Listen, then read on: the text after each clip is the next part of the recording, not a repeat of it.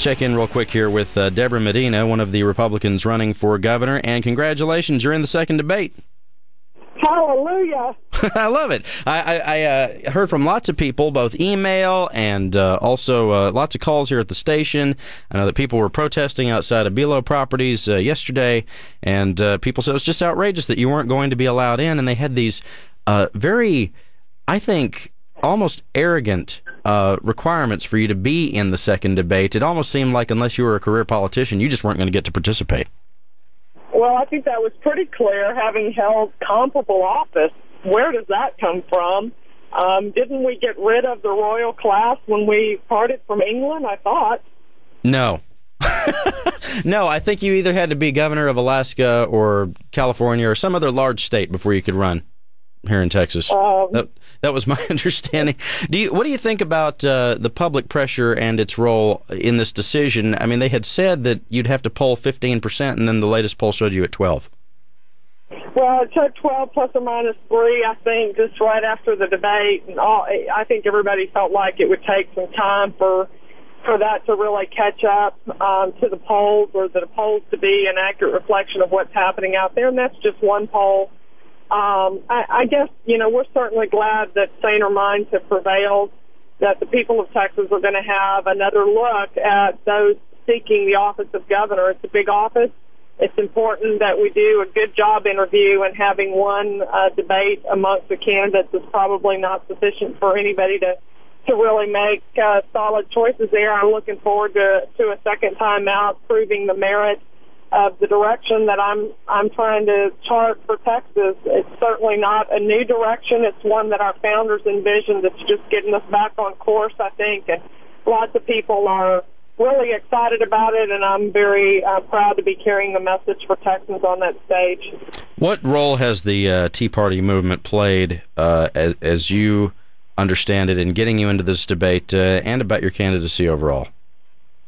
Well, it's been a real awakening around the country. The federal government has driven that in large part because of their arrogance, but we've seen the same and similar behavior right here in Texas. I think Texans are beginning to realize that. We've implemented a lot of the same policies at the state level that we complain about happening at the federal level, and folks are waking up and paying more attention, putting kind of government at all levels under the microscope, if you will, to make sure that we really are using our tax dollars wisely, frugally, and demanding some excellence in the service that our government is providing.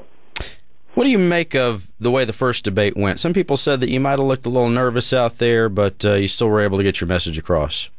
I was very pleased with the outcome from the first debate. I walked off the stage feeling pretty good. Really gratified to see the response that it had. I think that I had, in some ways, seen that over the course of the many months that we've been campaigning in a much smaller, on a much smaller scale, where I'm talking to crowds of 50 to 150 or 200 people. Yeah. To have that message be broadcast around the state of Texas to a much larger audience, and then to see it received with the amount of enthusiasm with which it was received, it's changed everything. It's changed the whole mood of the events that we're going to. People were liking the message before, but I think a little bit, oh man, it would be great, but we can't change anything, and that mindset has shifted on its axis, and all of a sudden after Thursday's debate, people are realizing it's not just something that they hope for, but something that most of Texas hopes for, and we have a real opportunity here to elect a candidate who's going to articulate those principles for us, champion that cause for us from Austin, and I believe we have a real opportunity to win this race. Debra, one of the problems that I had with the first debate was there was a lot of talk about, and this is fine, but there was a lot of talk about abortion, a lot of talk about being able to carry a gun into a grocery store, and I didn't hear a whole lot of talk about how we fix education in this state, or how we fix roads in this state, or any of those things that really matter. Is some of that going to come up?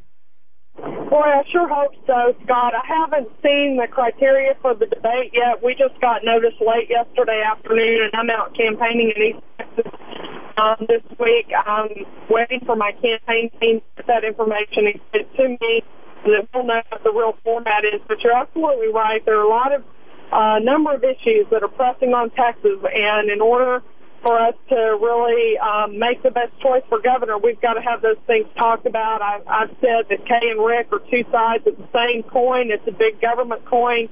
Debra Medina is going to champion letting the people take care of themselves, letting communities and churches and families care for one another, and recognizing that the proper role of government is a very limited role, including in our education process, where it has become pretty heavy-handed.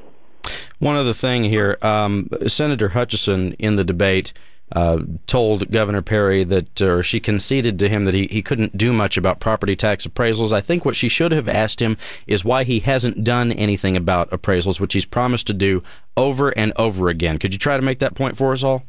Well, I've really championed that appraisals are just a diversionary tactic to keep us all enslaved to our government. Private property ownership is an essential element of freedom. If we really want to be a free and prosperous people, then we need to understand that we've got to own our property. It's the American dream to own your own home, and yet in Texas, because of our onerous property tax system, we don't own anything. We rent it from the government. I am championing eliminating property tax in Texas. There's a great deal of freedom and prosperity to be gained if we'll be courageous enough to do that. I think Texans are ready to make that shift and to fund our government services with the sales tax. Certainly have opportunity to reduce spending all throughout government, but we can fund the essential elements of government service with the sales tax. All right, it's Debra Medina. We're just out of time here. I appreciate it. And again, congratulations for getting in. Thank you, Scott. All right, 244 here, 214-787-1080. Eric's in Dallas. Wanted to say something about the kid with his hair was too long. Hi, Eric. Hi, how are you?